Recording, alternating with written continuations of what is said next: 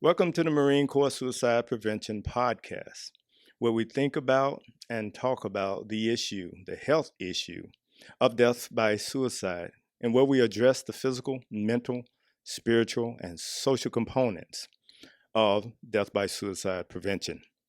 I'm your host, Dr. TJ Owens, Suicide Prevention Capability Section Head with Headquarters Marine Corps Behavior Programs. In this episode of our Connectedness series, we will discuss how commanders can better communicate or connect with chaplains to improve the connectedness between them and better the life of our Marines and sailors and their families, particularly those who are at risk for suicide. Also, we want to help commanders understand how chaplains, as a resource, can strengthen and implement the preventative efforts at the unit level and help them prevent death by suicide by providing knowledge and contribute to the overall prevention effort. Today we are talking with Commander Robert Jones, Chaplain, United States Navy. Commander Jones, would you introduce yourself to our listeners and tell them a little bit about yourself and what you do? Good morning, Dr. Owens. Greetings to everybody who's listening, senior officers and senior enlisted and everyone listening. Greetings to you as well. Robert Jones from the city of Detroit, Michigan. I've been on active duty for 22 years now. And in my time on active duty, had 3 tours with the United States Marine Corps that have shaped my perspective and greatly increased my professionalism. Not to mention my physical fitness also, hanging out with the Marine Corps. First tour with the Marines, Marine Wing Support Squadron 171, Iwakuni, Japan. Y'all used to call that the Fleet Marine Force back in the days, and that was right out the box for me. Moving through my career, my 3rd tour was Headquarters Battalion, Headquarters Marine Corps, Henderson Hall. And we worked in the National Capital Region there, helping out at Arlington, working with the Marines in the National Capital Region, Headquarters Marine Corps, the whole piece. Chaplain of the Marine Corps' office, I came in contact with as well, and started to, engage, watching those chaplain leaders do what they do. And my most recent Marine Corps tour was 2nd Marine Division as the Deputy Division Chaplain down at Camp Lejeune. And we were heavily involved in chaplaincy work in the battalions and the regiments, and I really got a lot out of it. Spiritual readiness, it's the whole thing that we do down there. So that's just a brief snapshot of how I've served with the Marine Corps, Dr. Owens. Okay, Chaplain Jones, definitely appreciate that. It's one thing about it, having served in the Marine Corps myself, I really love all those who come to the ready aid of Marines, and you support Marines spiritually. And we definitely appreciate the service that you've given to our country. In the area of talking about how commanders can connect with chaplains, we make note of several documents that are out there. One that I had the opportunity to participate in this draft. It's the most up-to-date copy of the prevention of suicide in the Marine Corps. That is Policy Marine Corps Order 1720.2 Alpha. Inside that, one of the things that I want to draw a lot of people's attention to is the idea of a Marine Corps suicide prevention system, which is a gathering, if you will, putting everything in one team, one fight. When it comes to all the resources that commanders have out there, we identify for all those who read that policy that the commander is actually in charge of the suicide prevention program in the Marine Corps. And so all of our resources go to support what a commander can do to take care of our young men and women who serve our country. Chiefly in this case, we would be talking about Marines, sailors, and their families. One element of that Marine Corps suicide prevention system, a very important element in my opinion, because of how close you are to the commander, is the chaplain. So I want to bring that to everyone's attention. I also want to talk about Marine Corps Order 1730.6 Foxtrot. This has to do with religious ministries in the Marine Corps. And what this thing policy says, one thing that jumps out for me, is how this policy advises personnel all the way up through the chain of command and out through the Marines and sailors and to their family are supposed to get support from the command. Also, it speaks a little bit about the respect and dignity that a chaplain gives to those who serve. And so, could you talk to us a little bit about that concerning Marine Corps Order 1730.6 Foxtrot? Dr. Owens, chaplains are respect the dignity of those served, as it mentions in the Marine Corps Order, and that pushes the envelope, if I could say, for professional interactions with everybody in the command. From the command leadership, the command deck, CO, XO, Sergeant Major, down staff NCOs, so everybody in the unit. And respecting that dignity is a building block. It builds that bridge to further communication, important dialogue, especially if there's someone who could utilize services of a chaplain, especially with the religious program specialists helping out there as well. So that dignity is very valuable to opening doors rather than creating roadblocks to getting help or assistance from a chaplain. All right, and thank you, and appreciate how you say that is to not create roadblocks. The last thing that we want to do when it comes to supporting our Marines and our sailors is introduce more obstacles that leadership has to jump. In order to do that, Marine Corps Order 5351.11 talks about professional naval chaplaincy and the standards therein, and it directs commanders to seek advice from chaplains regarding these standards. It also speaks to the PNC community expectations. So could you talk to us a little bit about that last part? Absolutely. PNC represents professional naval chaplaincy. PNC is a system through which Navy chaplains deliver religious ministry. What your chaplain and RP endeavor to do is to provide, facilitate, care, and advise.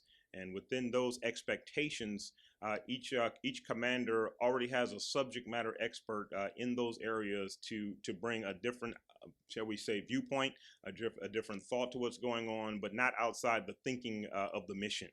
And I think the challenge is always staying on mission while helping and supporting people who need that help and support as the mission drives on.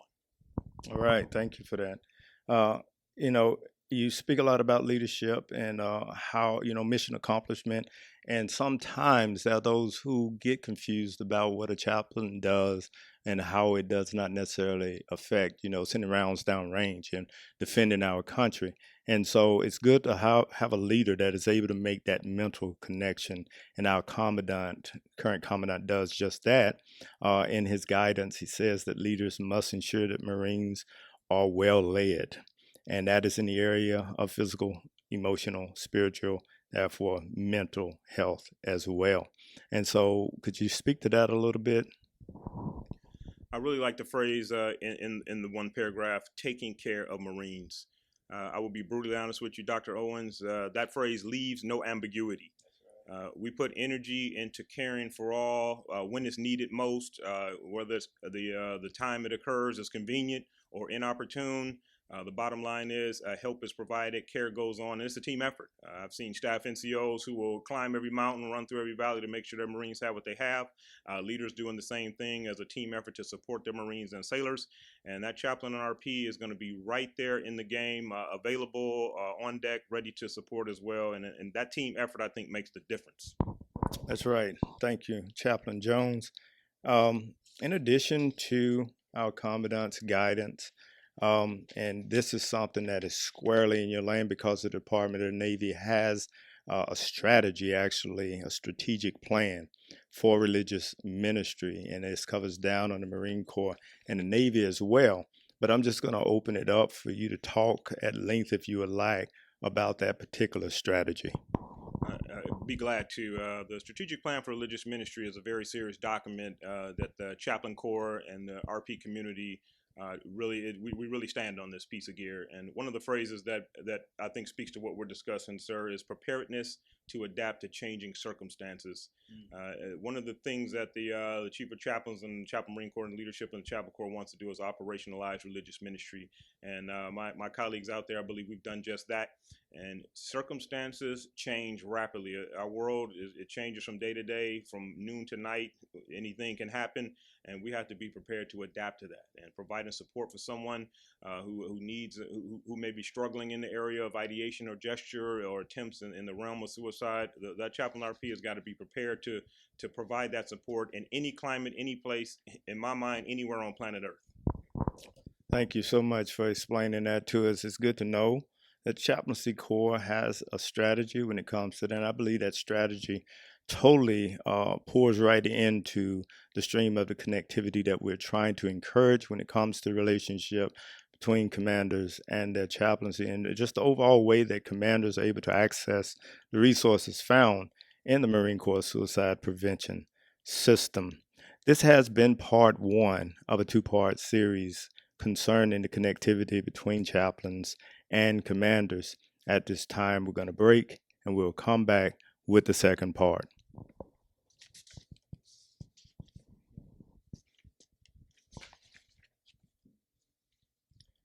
Connectedness series, episode 3, How Commanders Can Connect with Chaplains, take 1. Welcome back to the Marine Corps Suicide Prevention Podcast. This again is your host, Dr. TJ Owens, Suicide Prevention Capability Section Head with the Behavioral Programs Branch at Headquarters, Marine Corps. This is the second part of an episode that we began concerning the relationship or connectedness between chaplains and commanders. In this episode, we've been talking about how commanders can better connect with chaplains. Last time we met, we spoke about the various policies and guidance that are out there, even strategies that are related on how these two entities can better communicate, can better share the task of taking care of our Marines and our sailors and their families. Here again with me is Commander Jones. Commander Jones, thank you for joining us again. We know that you have a very busy schedule, and so we're going to get right into it. But the one thing I would like to talk about in this part of this episode is your recommendation towards commanders and chaplains as we attempt to do this. A lot of what we talked about last time had to do with policies, had to do with guidance, and that's how things should be. And we get that. And I know that neither one of us would want to give any recommendations or information that would be less than that. But we can always go above and beyond. We can always do better, in my opinion, when it comes to what we actually do. So with that in mind, what kind of relationship would you suggest for a commander to have with their chaplain? Dr. Owens, I would respectfully put forth that a commander should have a good relationship with that chaplain. When a chaplain walks into a command, you're talking about a very unique special staff officer. You're talking about a subject matter expert that comes from a tradition that's endorsed to be in the Navy. But in the mind of the Chaplain Corps, and in my mind as well, a chaplain is a chaplain is a chaplain. Mm-hmm. So what we hope proceeds from that first introductory handshake or greeting is that substantive dialogue is built over time. There's listening back and forth, and basically a relationship kind of moves through the stages to really enhance the ability to communicate when it's needed most. All right, Ron, thank you for that. It's definitely the kind of relationship I would agree that we need to have. And I like how you put emphasis on the special nature of that staff officer. I don't think that we really pay much attention or as much attention as we should to the spiritual aspect of this ecology that our service members exist in. And so thank you for stressing that. Speaking of stress, there are many stresses in a military life. And you and I both know at some point these stresses will come across the desk of a commander. So let me ask you your opinion. When should a commander involve the chaplain in these issues? Yeah, TJ, it's important for commanders and leaders to acquire guidance from and make use of the additional services that chaplains can provide, especially in that area of suicide prevention. For example, as I mentioned, you want to work toward a smooth and seamless transition from that initial in call through the rapport building to the actual relationship with that chaplain. That takes work, it takes energy. Commanding officers have a tremendous responsibility. The mission, as I mentioned previously, has to go on, so time can be very, very valuable. So there's a building block there. Also, ensuring that religious ministry team, that chaplain, and that religious program specialist (RP) are involved in suicide prevention training and those educating activities. I call that coordinating with a purpose. Next, I would involve the chaplain in response to command members who've had ideation or gestures or attempts. And this one, I can say, Dr. Owens, is usually expected, but not always the norm. Usually within the busyness and the momentum of what's going on, I would just remind that command leadership, hey, don't forget to call chaps. And as a final point, involve that religious ministry team to discuss those prevention strategies year round. We do annual things and quarterly, but just keep a mind on it because there's a lot of busyness going on, and it wouldn't be a bad thing just to pull that speech out and give it every once in a while. Right. Thank you so much for that. Now, here's something that, a lot of people don't want to talk about, but I would tell you from my experience, it's out there.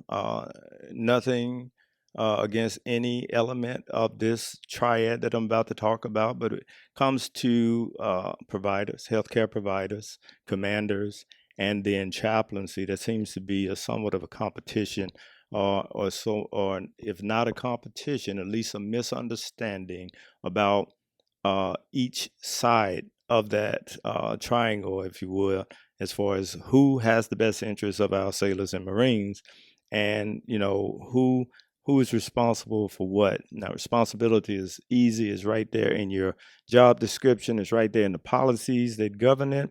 But I guess what I'm looking for, if you could give us some information on what communication strategies would you give to us or offer to the individuals who are out there trying to do their best to serve the Marines and the sailors and their families to better communicate between, and you can stay specifically with chaplains and commanders. We have other information and other episodes that bring in our caregivers, our care providers, healthcare providers. But if you could just talk to the chaplains and the commanders now, and what strategies they can use to allow for better connection. Hey, Dr. Owens, suicide prevention efforts, I think, continue to strengthen through those commanders and leaders developing communication plans with that chaplain. I think there are a few strategies I would recommend. First, I would just encourage that ongoing dialogue with the chaplain regarding morale assessments, and that can definitely lead to indicating potential issues that could be forthcoming. Secondly, recommending to any officers or staff NCOs out there who may be listening, providers as well, engage with that chaplain, that religious program specialist. Teamwork takes work. Teamwork makes that dream work. And I think collective energy put in the right direction creates a good synergy. And again, the issue is suicide prevention. And to me, that leaves no room for for disagreements and issues that can get in the way of accomplishing that particular mission. Third, I'll mention create openness for the chaplain to remind those leaders at every level that the fight against removing stigma and hurdles to suicide prevention is ongoing. Sometimes we may take a break or put something on the back burner because we think it's all good. So I think that requires almost like preventative maintenance. It's ongoing and it has levels to it and it has to be done. I would encourage keeping an optimistic and positive effort in the fight to encourage personnel to seek chaplain assistance or to be on the lookout to help others who may need assistance, and getting that leadership involved, not being afraid to get that person to help. A couple more here. Commanders can purposefully connect with their chaplain via emails, informal conversations, and one thing I really enjoyed in my career, TJ, is those end of the day follow-up chats with the command deck. Hitting the CO, the XO, sergeant major, first sergeant, people who are around that duty deck over there, the duty office, and just absolutely, there's again that conversation, that dialogue. We may learn something. We're building rapport, and again, that team effort is real. And finally, yet importantly, I can't reiterate the value of confidentiality. This cannot be overstated. Those who are in that quandary in that suicide realm can gain much from that chaplain's confidentiality and helping them get to help very safely and very with skillful care. All right, and that's definitely something that we need, and well presented by a commander that has years of experience in walking in these relationships, developing these relationships, and caring for our sailors and Marines by providing that assistance to the commander. Communicating effectively with chaplains and identifying situations when chaplain services can be useful. That's crucial. It's crucial to the command climate. It's crucial to serving our Marines and helping their lives and their families and our sailors and their families.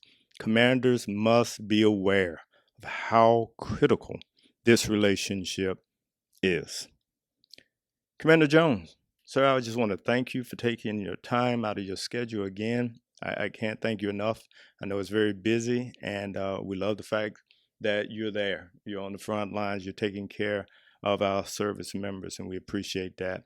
To our listeners, I just want to thank you for listening again. I am your host, Dr. TJ Owens, and this is the Marine Corps Suicide Prevention Podcast, where we think about and talk about the health issue of death by suicide. It's also where we assess and address the physical, mental, and spiritual, and the social components of the prevention of death by suicide. If you want to know how you can get more involved in this fight, check us out at MNRA webpage at www.manpower.usmc.mil. Under Active Marine, search Marine and Family Programs, Behavior Programs, Suicide Prevention Capability. Remember, suicide is preventable, but it's only preventable if we empower ourselves and others with the knowledge, tools, and resources to do so. If you or someone you know is in crisis or at risk of suicide, I encourage you to reach out and connect with CARE. Also, you can contact the Military Crisis Line at 800-273-8255. Press 1.